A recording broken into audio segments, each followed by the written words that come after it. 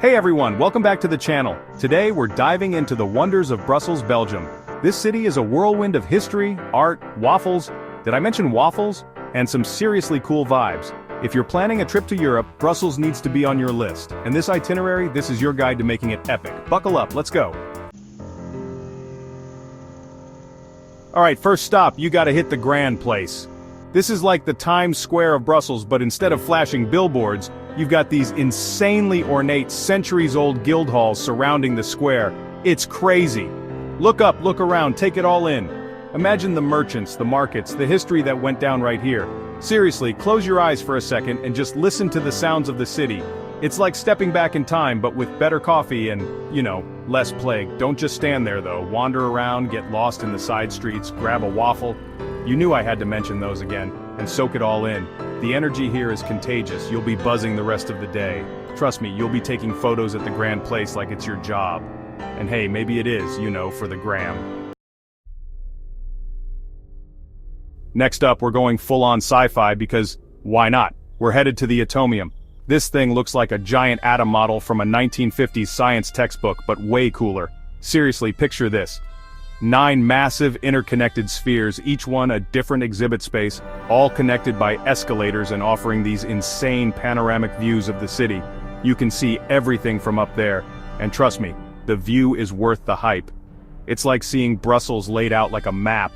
You'll spot all the landmarks we're hitting on this trip and get your bearings. Plus, the Atomium itself is a trip. It's like walking through a time capsule of futuristic design. I'm talking retro-futuristic vibes, the kind of stuff that makes you wish you had a time machine. Don't forget your camera, you're gonna want to capture this one. Okay, this next one's a classic Brussels experience, and it's a little weird, but roll with it. We're talking about the Manneken Pis. It's a statue, right? But not just any statue. It's a statue of a little boy peeing. Yeah, you heard me right. It's small, it's quirky, and it's become a symbol of Brussels. People come from all over the world just to see this little dude doing his thing, and honestly, it's kind of charming in a bizarre way. The stories behind the statue are all over the place, from historical legends to urban myths. Nobody really knows for sure why he's there, but that's part of the fun. Oh, and get this, they dress him up. Yeah, depending on the day, you might catch him in a tiny fireman outfit, a soccer uniform, or even a Santa suit. It's hilarious and unexpected. Alright, time to get fancy because we're heading to the Royal Palace of Brussels. This place is the official pad of the Belgian king, and it's straight out of a fairy tale. You've got grand facades, intricate details, and these sprawling gardens that are perfect for a stroll.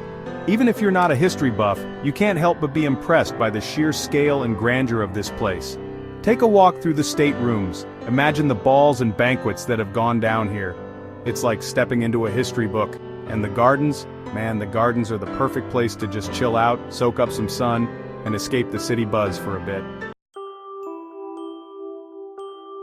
Last stop on our Brussels adventure, and this one's a treat for all you comic book fans out there. Get ready for the Belgian Comic Strip Center.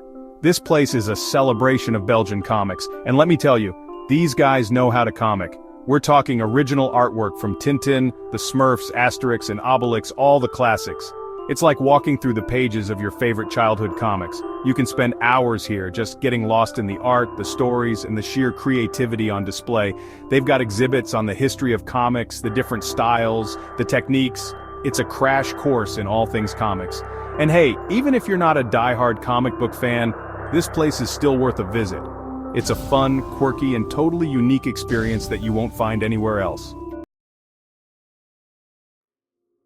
So there you have it, your whirlwind tour of Brussels. We hit the historical Grand Place, went full-on sci-fi at the Atomium, met the infamous Manneken Pis, got fancy at the Royal Palace, and unleashed our inner child at the Comic Strip Center. Brussels is a city that surprises you, delights you, and leaves you wanting more.